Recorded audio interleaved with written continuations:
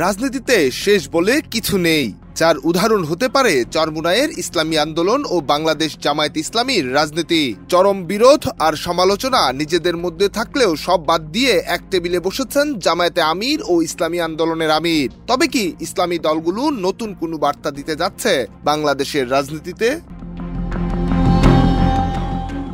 জামায়াত ইসলামী নিয়ে প্রকাশ্যে বিরোধপূর্ণ বক্তব্য দিয়ে আসছিল ইসলামী আন্দোলন ও তার নায়েবে আমির। তবে এসব আলোচনা আর সমালোচনায় যেন পানি ঢেলে দিল চরমোনাই পীর হিসেবে পরিচিত ইসলামী আন্দোলন বাংলাদেশের আমির সৈয়দ মোহাম্মদ রেজাউল করিম আর জামায়াত ইসলামীর আমির ডক্টর শফিকুর রহমানের বৈঠক থেকে।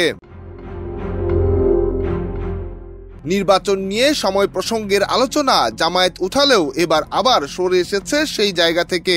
আর তাই তো বলল, আগে সংস্কার হোক, তারপর নির্বাচন। আমরা কারো সিঁড়ি হব না, আমরা পরগাছা হব না, আমরা নিজেরাই ইসলামের পক্ষে একটা শক্তি অর্জন করব। জনগণের প্রত্যাশায় সব কেন্দ্রে যেন একটা বাক্স থাকে। গতকাল ইসলামী দুই শীর্ষ নেতার বৈঠক থেকে আগামী নির্বাচনে ঐক্যবদ্ধভাবে আগানোর ইঙ্গিতও দিয়েছেন তারা।